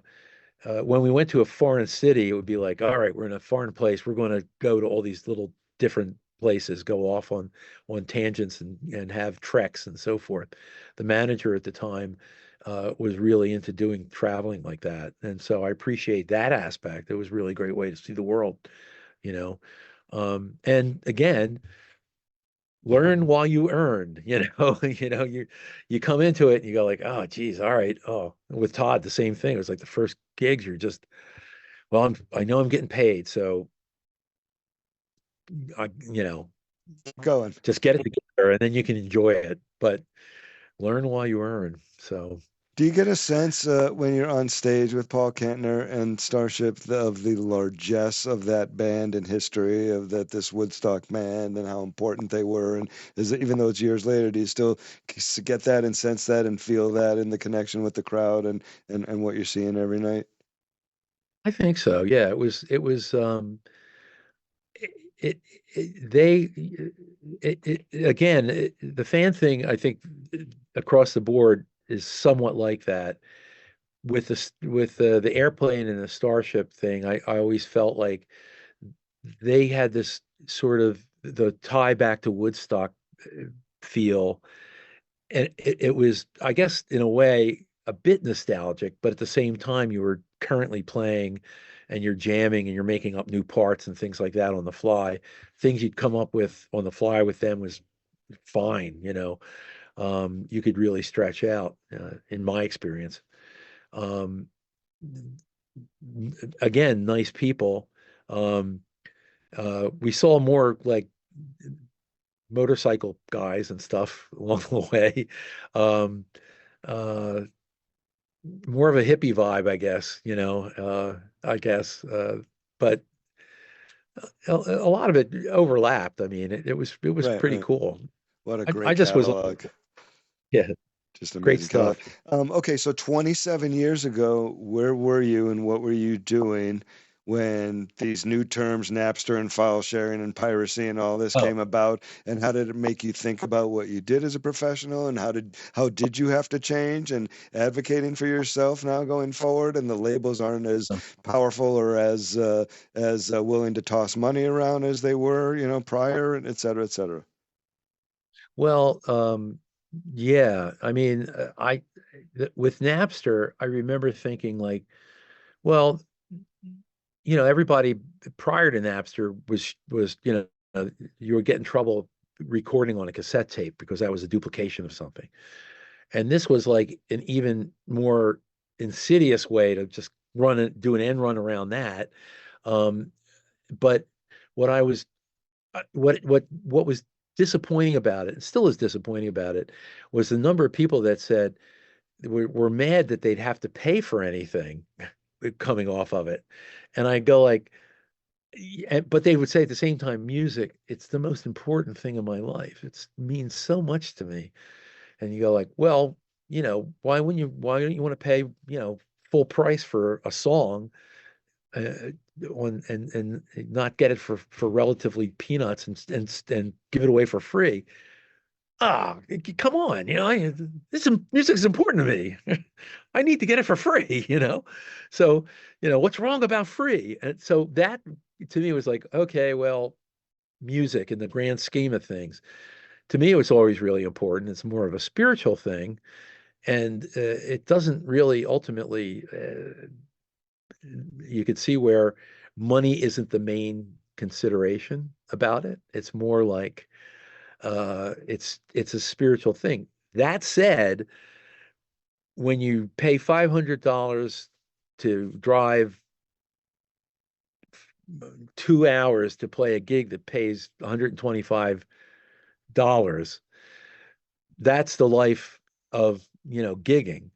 And then trying to figure out how you're going to make money. And going forward, when I first started out, it's the end of the 80s, and Wild Man of Borneo was the first CD I did. And back Great then it record. was kind of a thing.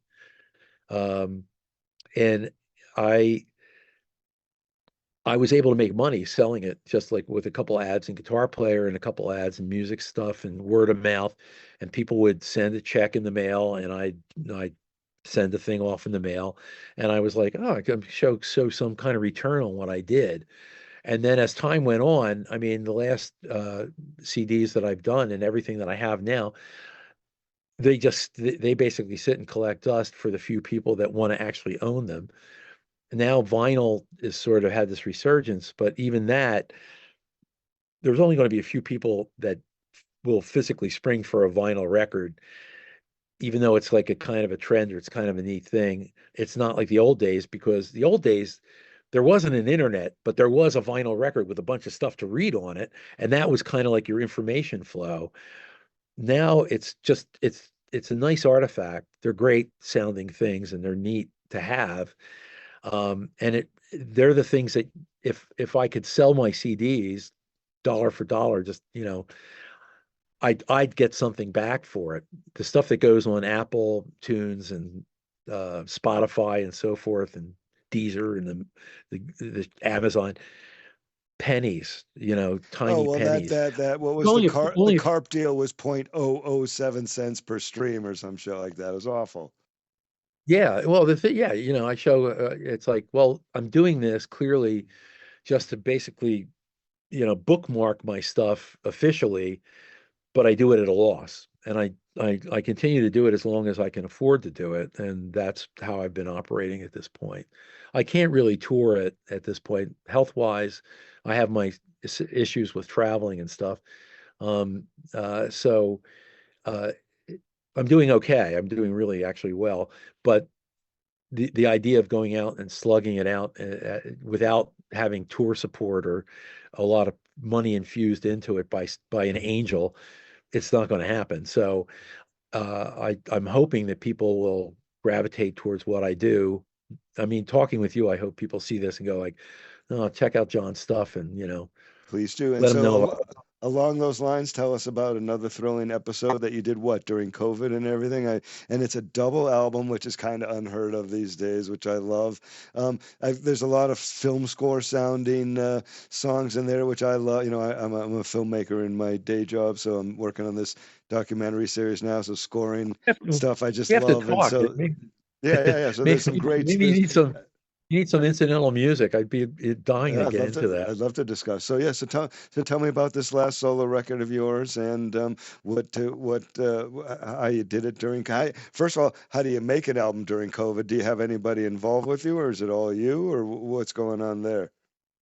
Well, the way that I developed the workflow, first of all, I'm the type of person that I'm a DIY person, and I'm not going to ask somebody to play something that I don't already have an idea that I'm going to play. So I play the drums. I have an idea. If I can play it, I'll play it.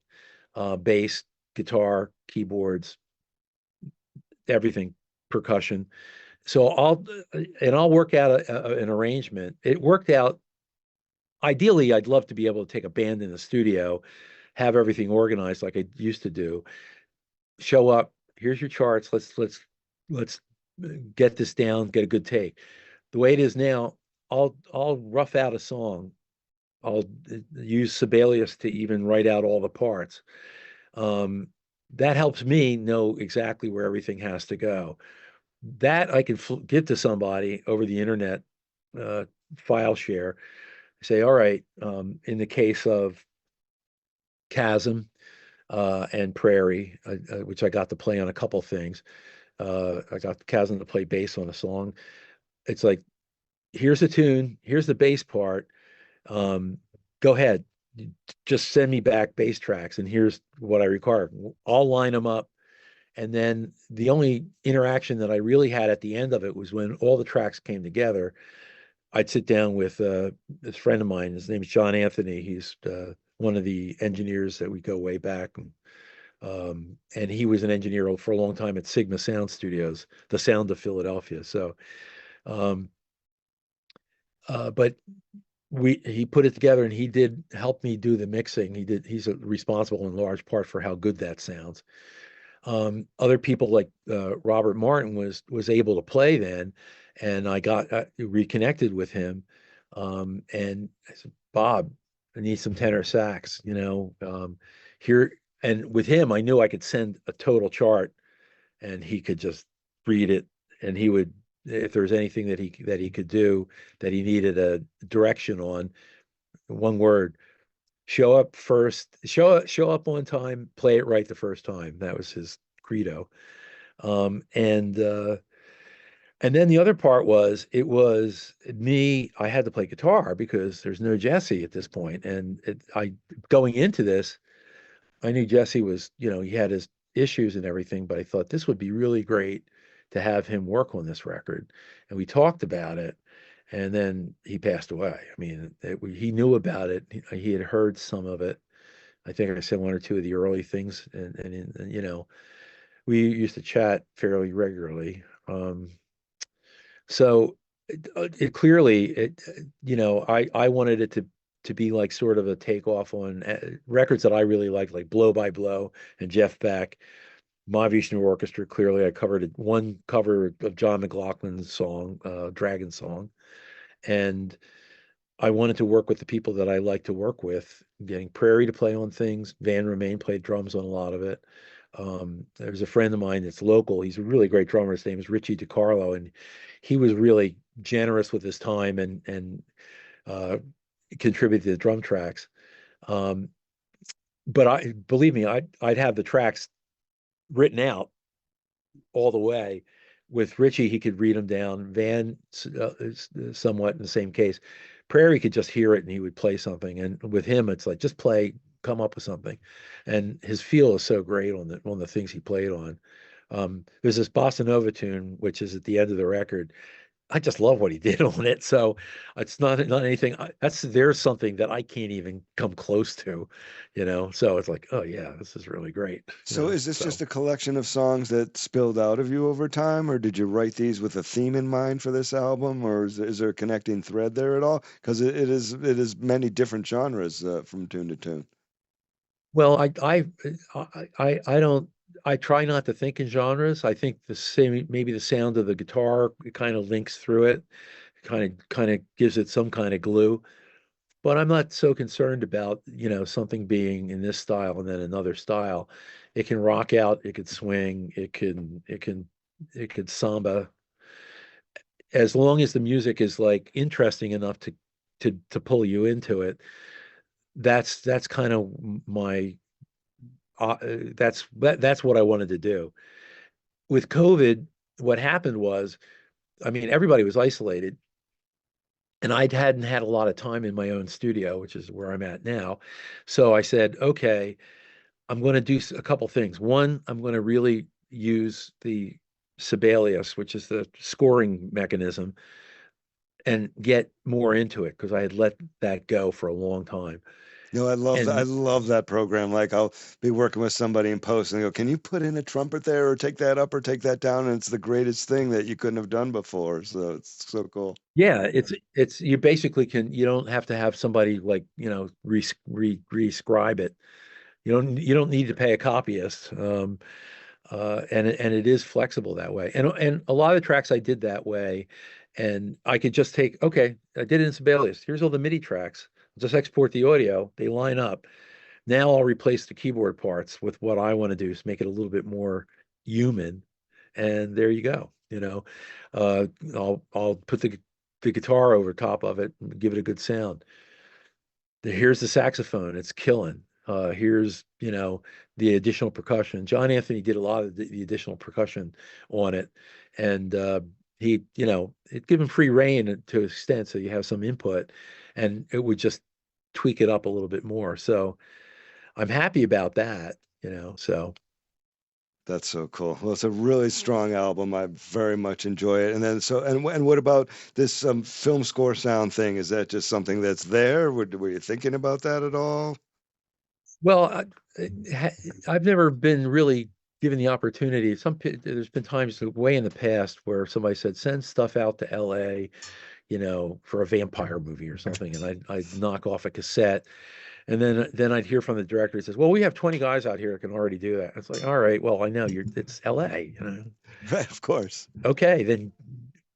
And I'm not one of those 20 guys. Okay, so what can I do? Um, so yeah, but I think in terms of soundtracks, and I'd like to try to do more of that and work to a visual medium. I mean, the little iMovies I make for myself, and every once in a while I strip a little bit of my music into it, is pretty rudimentary. But it's like, yeah, I have a good idea how to do this, and there's people that I can work with here to line things up and help me along the way if I ever get to do something like that again. So I'm hoping that there's something like that in the offing. That Well, would be everybody kind of a go neat get thing. this album. Another thrilling episode. It's on Bandcamp. You can see it if you have one of the subscription services. It's on there. John, I can't thank you enough, John Ferenzik, for joining us. You are a valued member of our Todd community, as you know, and it's been a pleasure to have some time with you. Thanks, Scott. I really appreciate being included, and I hope you got what you needed. Got what we needed. This was an Um, absolute pleasure. So I can't thank you enough. oh, okay. Thank you, Scott. Take care.